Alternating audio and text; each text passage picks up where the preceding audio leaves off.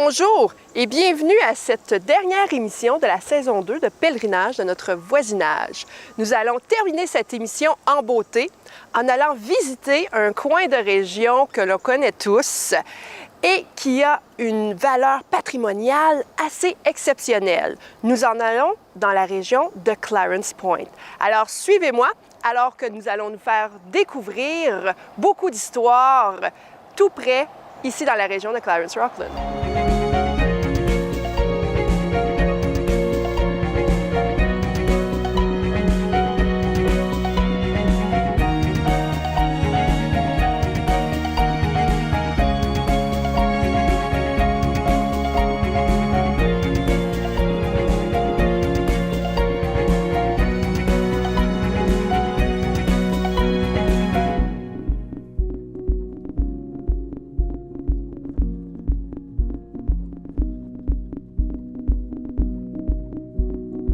Nous sommes maintenant rendus à notre premier endroit, ici à Clarence Point. Nous sommes sur la rue Tucker pour parler de la famille au nom qui a inspiré cette rue. Et donc, l'histoire de la famille Tucker commence il y a longtemps passé. Elle est arrivée des États-Unis au 19e siècle. Elle est venue directement s'installer ici dans la région de Clarence Point et elle était l'une des premières familles ici dans la région. La maison Tucker a terminé sa construction en 1878. La maison Tucker est celle qui est située au 1731 rue Tucker, donc celle communément connue comme le domaine Tucker présentement. La maison Tucker a terminé sa construction en 1870. L'architecture particulière la rend une beauté exceptionnelle dans la région. Elle fut modelée par un architecte montréalais qui a conçu cette maison au style georgien. La maison était un cadeau de noces pour le fils de Stéphane Tucker Senior. Le fils de Stéphane se nommait également Stéphane Tucker, mais Junior. Les membres de cette famille se sont investis dans l'industrie locale. Ils étaient particulièrement impliqués dans l'industrie du bois. Il était rapidement prospère en tant que chef de file de l'industrie locale, notamment avec une briquerie et un magasin général et même une ferme laitière. La maison Tucker est demeurée identique, n'a pas changé au travers des années, à l'exception de la galerie et du balcon qui ont malheureusement été enlevés. Cette propriété comprend également 2 granges aux fondations originelles de calcaire. La maison Tucker appartient maintenant à un organisme de bienfaisance indépendante. Les membres y organisent des camps d'été pour les enfants, un centre de retraite en groupe et est l'autre du gala vert. Ils ont pour but d'inspirer et d'initier les jeunes à un mode de vie durable avec leur programme d'apprentissage. La maison peut aussi être louée et héberge environ 23 personnes. Le site du futur village de Clarence Creek fait également partie de la terre des Tucker. En plus de participer à l'économie locale, la famille Tucker était aussi propriétaire d'un vaste territoire.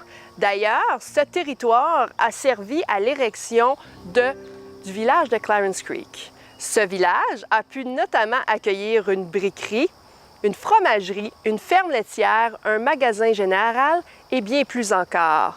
La famille Tucker en a fait beaucoup pour la région de Clarence Point et de Clarence-Rockland en général. C'est pourquoi le circuit patrimonial lui a dédié une plaque toute spéciale.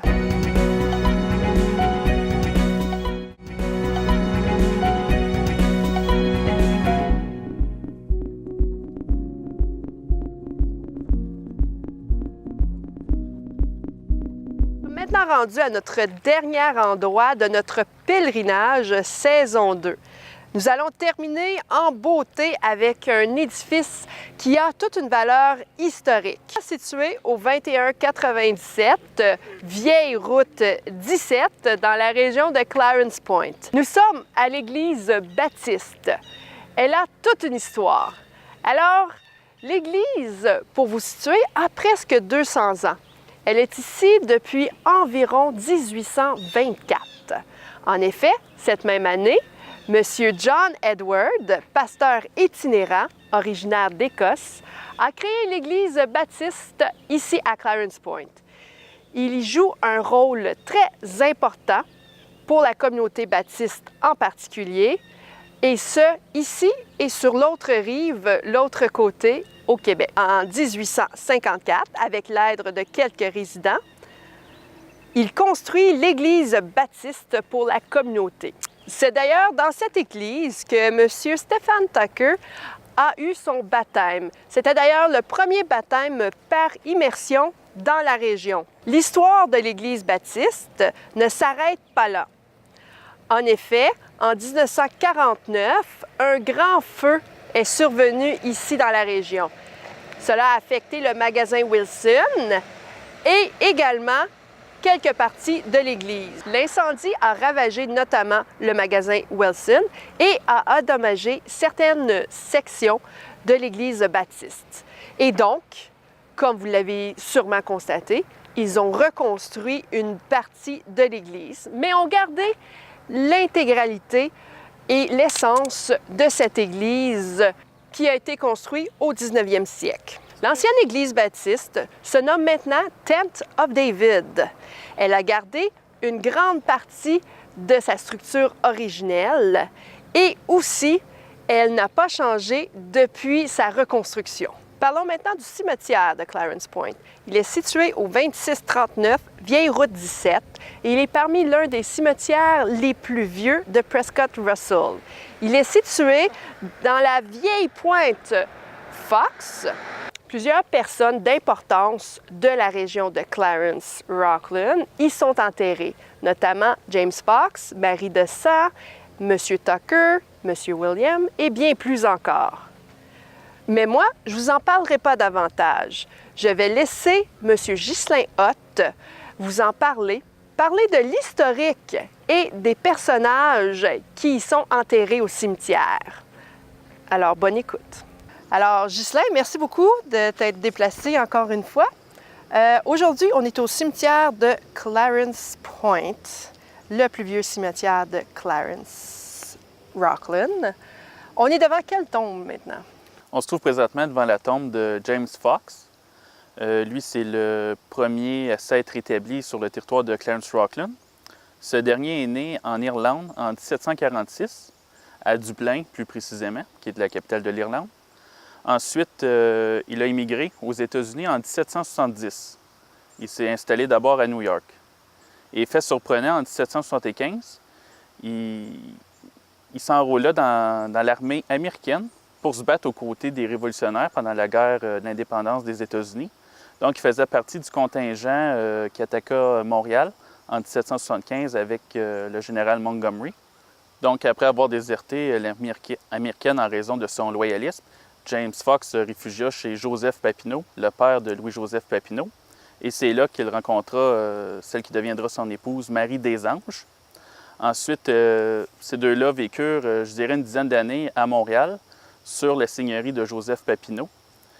En 1790, James Fox partit à la découverte de nouvelles terres et d'un point pour établir un poste de traite. Donc, ces derniers partirent de Montréal en 1790 pour s'établir ici à Clarence Point. Ces derniers administraient un poste de traite pendant quelques années, jusqu'en 1816, l'année que Marie des Anges décéda. Et à l'époque, je suppose que les Fox étaient les seuls Européens qui vivaient sur le territoire de la cité de Clarence-Rockland. Donc, Marie des Anges fut enterrée ici, sur la terre des Fox, en 1816. Donc, on est ici devant la sépulture des Tucker. Ce sont des pionniers ici en Clarence-Rockland. Est-ce que tu peux m'en parler davantage? Oui. Stephen Tucker est né dans l'État du Vermont, aux États-Unis, en 1798. Et ce dernier s'établit au début à Papineauville. Éventuellement, il s'établit ici à Clarence Point. Stephen Tucker était un entrepreneur forestier. Il administra également une briqueterie ainsi qu'une fromagerie, tout près d'ici, sur la rue Tucker. Très influencé par le pasteur John Edward Senior, Tucker se convertit à la religion baptiste. Ce dernier fut baptisé d'ailleurs en 1829 à Papineauville, par immersion, notamment par John Edwards.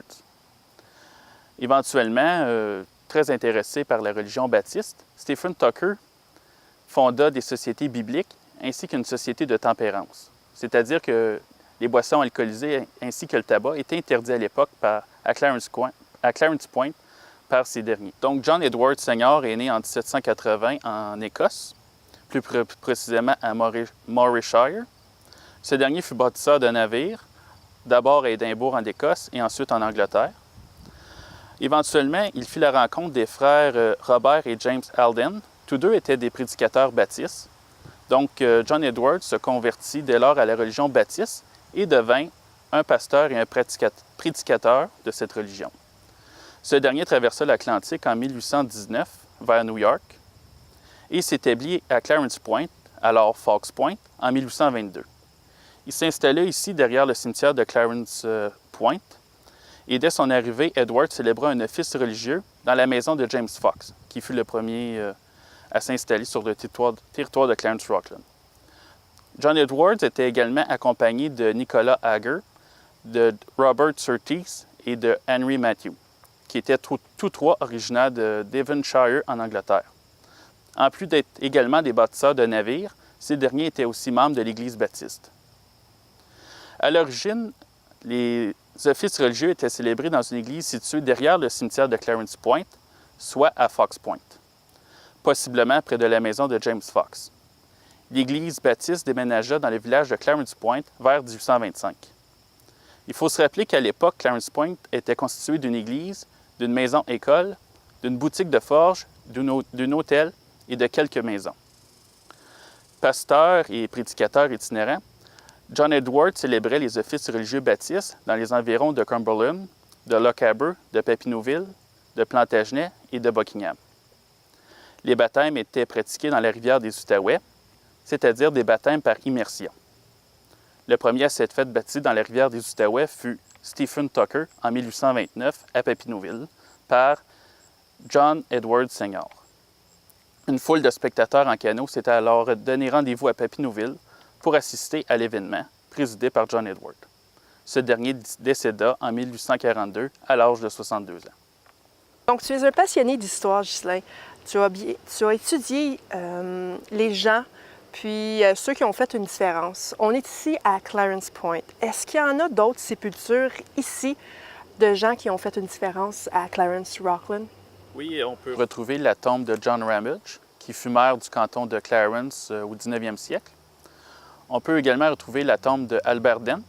Ce dernier avait une entreprise de pompes funèbres à Rockland. Si on fouille un peu, on a la tombe de Wilson, qui était entrepreneur à Clarence Point, en particulier un marchand général. Ce dernier est installé justement à côté de l'église. Ce qui est intéressant, un fait intéressant à souligner, c'est que les pionniers de Clarence Point étaient tous originaires d'Écosse, d'Angleterre, des États-Unis et d'Irlande. Et ce qui les unissait tous, c'était cette foi dans la religion baptiste. La plupart, en arrivant ici à Clarence Point, n'étaient pas de religion baptiste. Ces derniers se sont convertis éventuellement. Et beaucoup ont été influencés par John Edwards Sr., qui était prêtre baptiste et le fondateur de l'Église baptiste de Clarence Point. Et donc, si quelqu'un aimerait venir ici regarder un petit peu les tombes, est-ce qu'ils peuvent ou est-ce qu'ils doivent absolument contacter quelqu'un? Ce serait préférable de contacter M. Leroux. Mais pour les gens, les passionnés d'histoire locale, je trouve que ce serait vraiment intéressant de venir ici parce qu'on peut trouver de nombreuses tombes qui datent du 18e siècle et du 19e siècle. Donc, on en a beaucoup qui sont quand même assez âgés. J'ai remarqué qu'il y en a beaucoup qui sont bien entretenus, tandis qu'il y en a d'autres qui ne sont pas bien entretenus. Est-ce qu'il y a une raison pour ça? C'est certain que l'érosion fait des ravages, mais ce qui est intéressant, c'est que la plupart ont des motifs qui rappellent le lieu d'origine des personnes, des sépultures. Plusieurs arborent un tartan, qui est l'emblème de l'Écosse, d'autres un trèfle à 4 feuilles. Certains possèdent même l'insigne de la franc-maçonnerie, donc ça prouve que le défunt était relié à cette organisation. Donc, il y a beaucoup d'histoires ici au cimetière de Clarence Point. Oui, le cimetière remonte à l'époque de la colonisation, à la fin du 18e siècle. Toi, ta passion pour les cimetières et l'histoire est venue d'où? Comme ça fait longtemps que tu fais ça?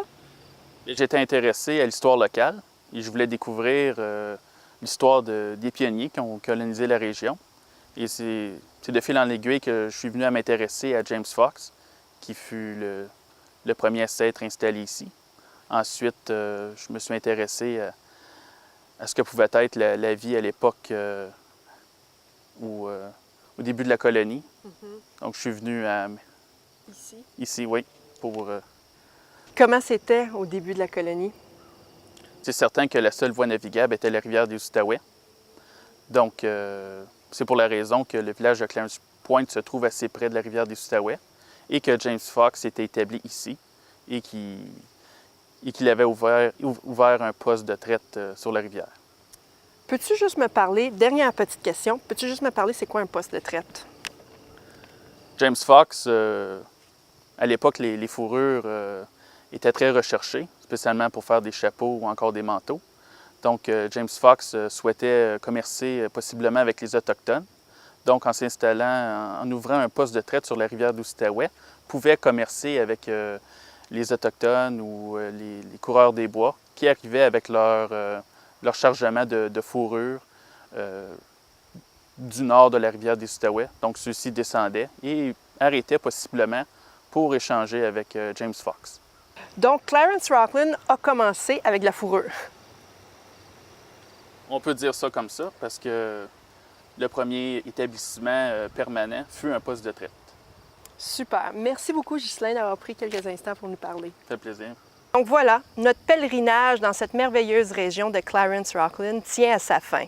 Pour cette saison 2, nous avons visité beaucoup d'endroits. Nous avons découvert beaucoup de personnages qui ont contribué grandement à notre histoire et surtout à notre patrimoine. C'est d'ailleurs pourquoi le circuit patrimonial y a légué toute une initiative et nous en sommes extrêmement reconnaissants. J'espère que vous avez aimé et surtout, ce fut Stéphanie pour cette merveilleuse saison de pèlerinage de notre voisinage.